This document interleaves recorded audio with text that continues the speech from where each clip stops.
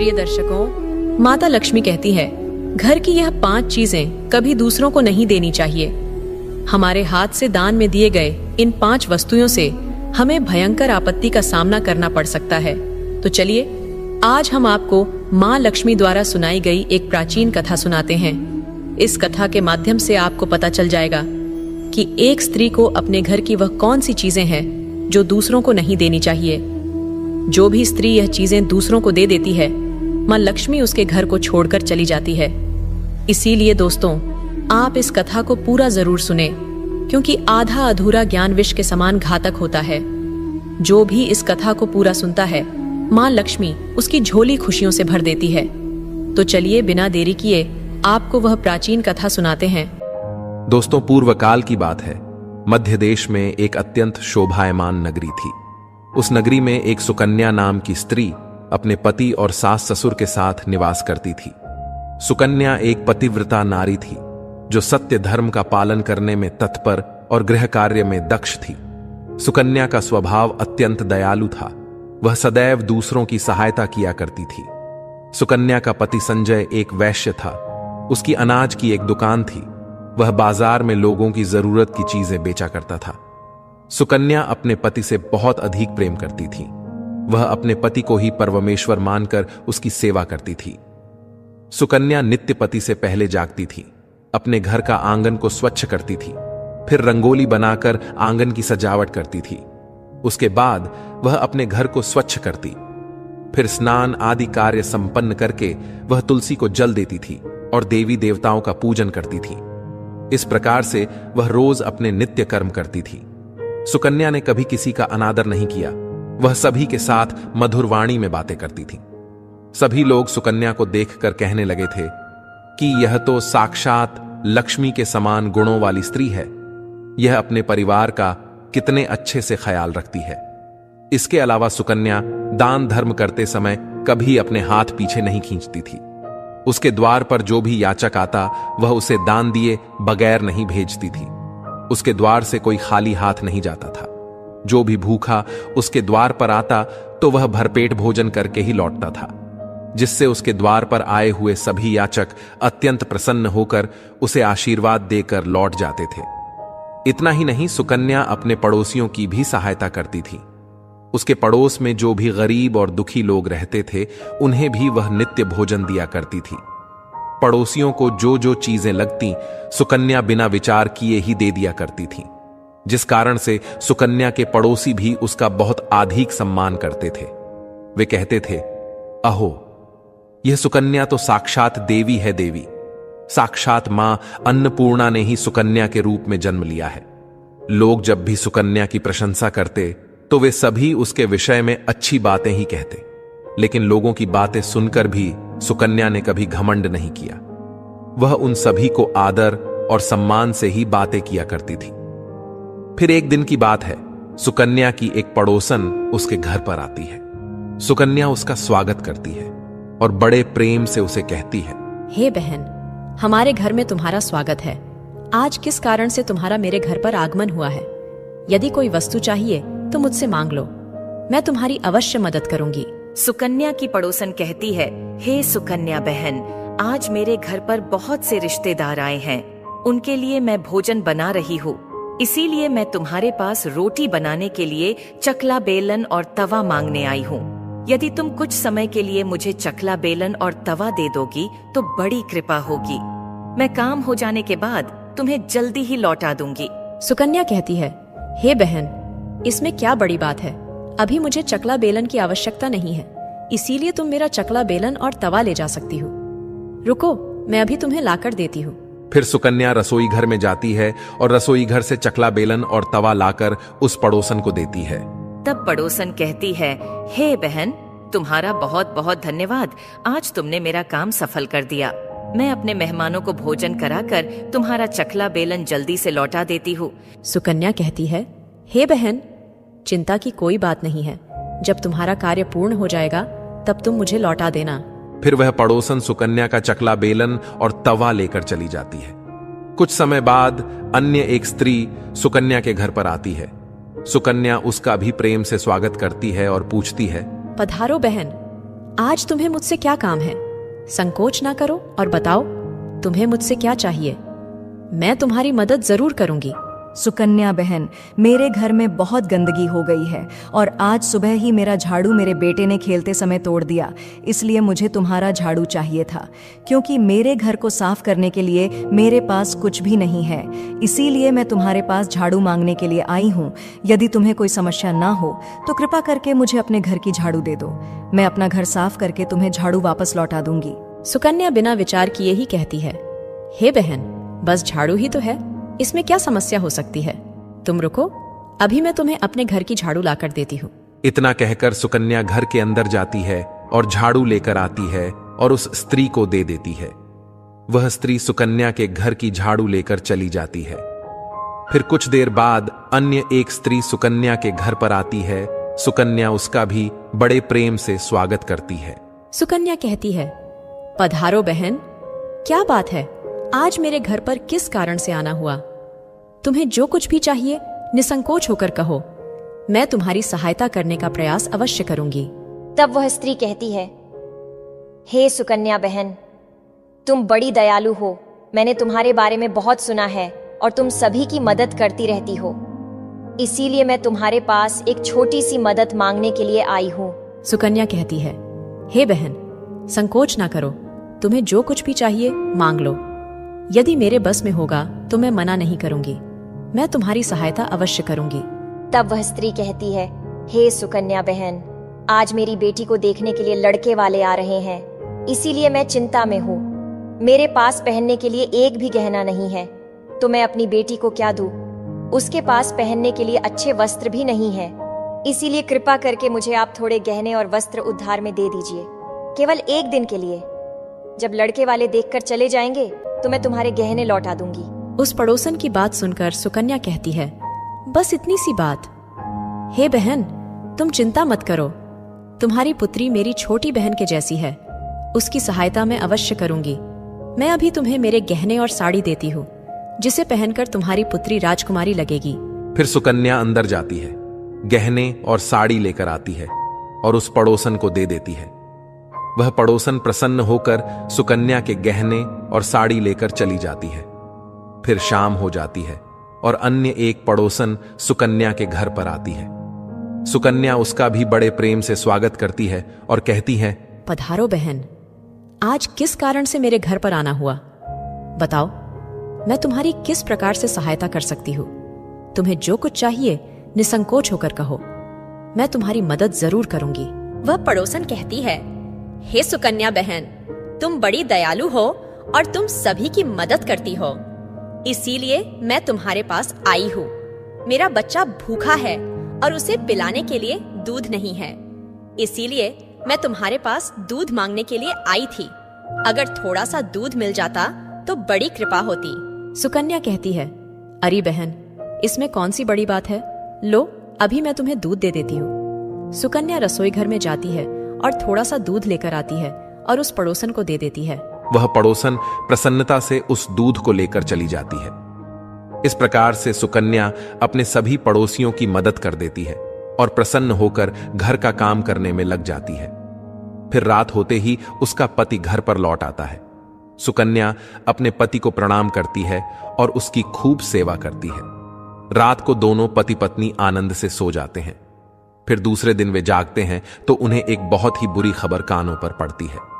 एक आदमी दौड़ते हुए सुकन्या के घर पर आता है और सुकन्या के पति से कहता है, हे भाई, कल रात को किसी ने आपकी दुकान लूट ली है, सारा माल गायब है। सुकन्या का पति एकदम से घबरा जाता है और दौड़ते हुए अपने दुकान पर जाता है तो देखता है उसका सारा माल किसी ने लूट लिया है। वह देखता है कि उसके दुकान में रखा हुआ सारा धन भी चोरी हो चुका है। वह दुखी और निराश होकर घर पर लौटता है और सुकन्या को सारी बात बताता है, जिसे सुनकर सुकन्या बहुत दुखी हो जाती है। सुकन्या कहती है, आप चिंता न कीजिए जी, हमारे घर में अभी बहुत सारा धन रखा हुआ है, जिससे आप फिर से व्यापार शुरू कर सकते हैं। फिर सुकन्या अपने घर की तिजोरी में देखती है तो वह भी पूरी तरह खाली दिखाई देती है। उसके अंदर का भी सारा माल अब चोरी हो चुका था। यह देखकर सुकन्या बहुत दुखी हो जाती है। उसे समझ में नहीं आता कि यह कैसे हुआ। सुकन्या का पति उस पर बहुत क्रोधित हो जाता है और पूछता है, सुकन्या, सच सच बताओ, हमारे घर के अंदर रखा हुआ सारा पैसा कहाँ गया? सुकन्या कहती है, हे स्वामी, मैं घर पर ही थी, सारा धन तिजोरी में ही था, किसने इसे चुरा लिया पता नहीं। कृपया आप शांत हो जाइए, हम कोई ना कोई उपाय जरूर ढूंढ लेंगे। सुकन्या का पति कहता है, यह जो तुम दूसरे लोगों को घर पर बुलाकर खिलाती हो, अनजान लोगों को घर में बुलाती हो, उसी का फल है। तुम्हारी मूर्खता के कारण आज मुझे ये दिन देखना पड़ रहा है। हर समय किसी ना किसी को दान देती रहती हो, यह उन्हीं में से किसी ने हमारे घर का सारा पैसा चुरा लिया है। क्रोध में आकर सुकन्या का पति उसे भला बुरा कहता है।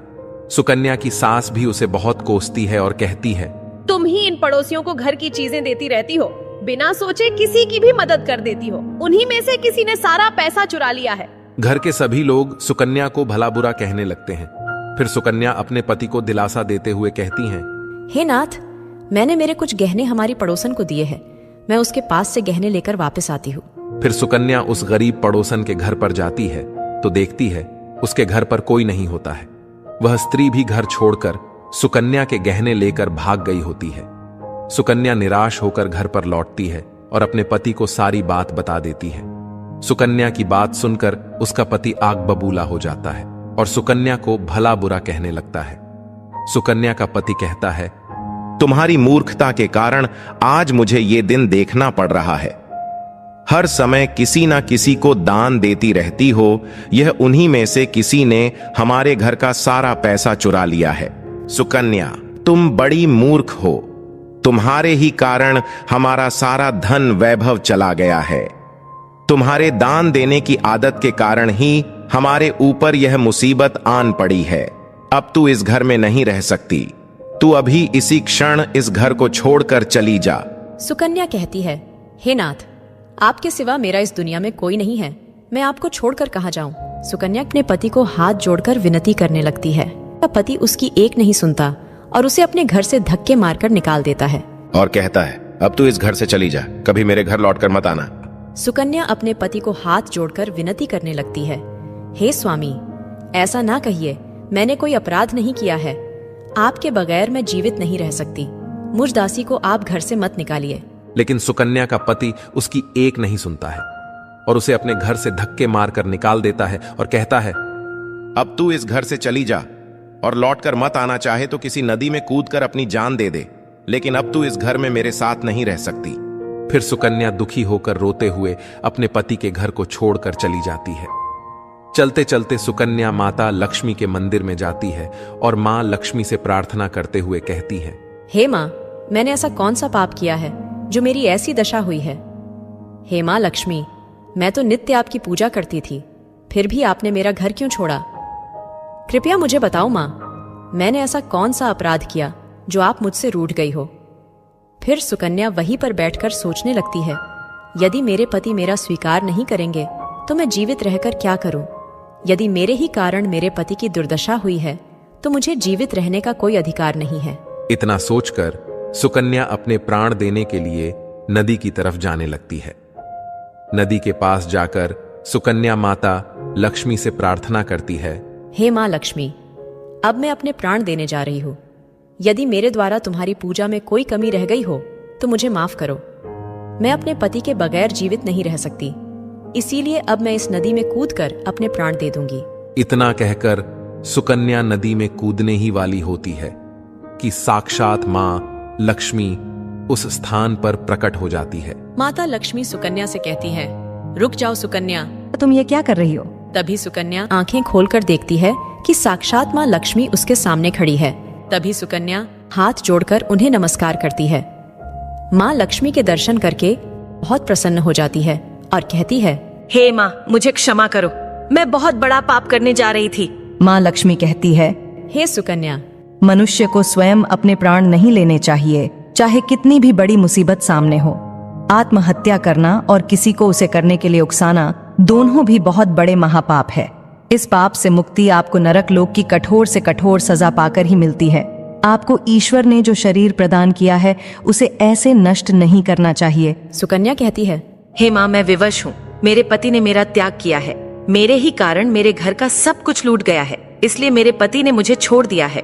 पर मैं अपने पति को छोड़कर जीवित नहीं रह सकती। इसी कारण से मैं विवश होकर अपने प्राण देने जा रही थी। हे सुकन्या, मैं सब कुछ जानती हूँ और यह भी जानती हूँ कि तुम्हारे पति ने तुम्हारा त्याग क्यों किया है। यह सब तुम्हारी ही भूल के कारण हुआ है। तुमने अनजाने में कुछ ऐसा चीजों का दान किया था जिस कारण से मुझे तुम्हारा घर छोड़कर जाना पड़ा। जो भी स्त्री अपने घर की इन चीजों को दूसरों को दे देती है, उनके घर में मेरा वास नहीं होता है।